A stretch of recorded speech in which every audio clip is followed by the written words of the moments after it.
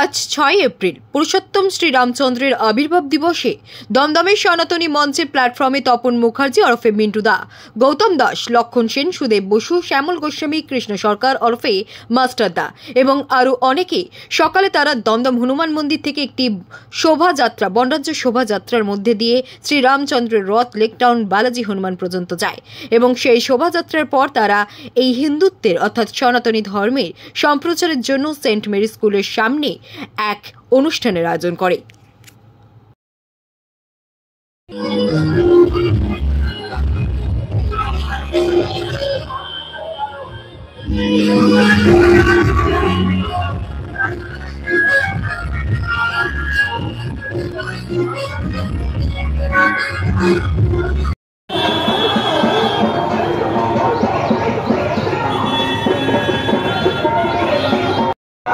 भारत माता की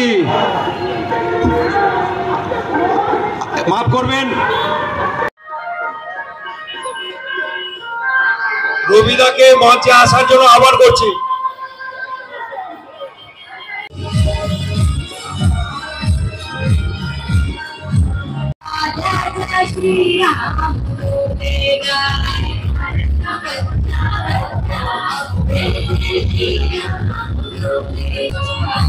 আমরা শুধু দমদমবাসী না, পশ্চিমবঙ্গবাসী, ভারতবাসী, সারা বিশ্ব আজকে যেভাবে মহাকুম্ভের পরেই তার দ্বিতীয় স্টেপ হচ্ছে আমাদের রামনবমী, রামের জন্মতিথি আমরা সারা দুনিয়াতে পালন হচ্ছে এই দিনটি।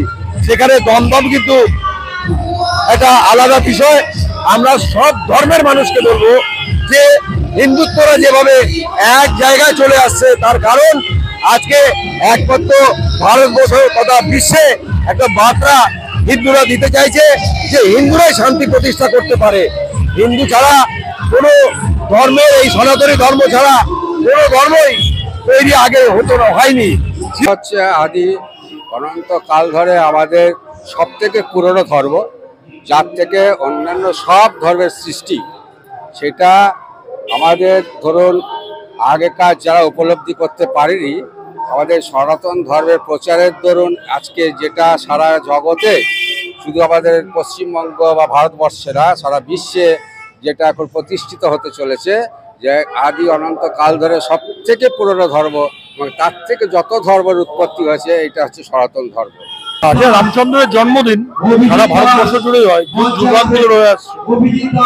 সেই হিসেবে আমাদের রাজ্যে হচ্ছে কয়েক কোটি মানুষ আজকে এই রাজ্যের এই পুজোতে অংশ নিয়েছেন।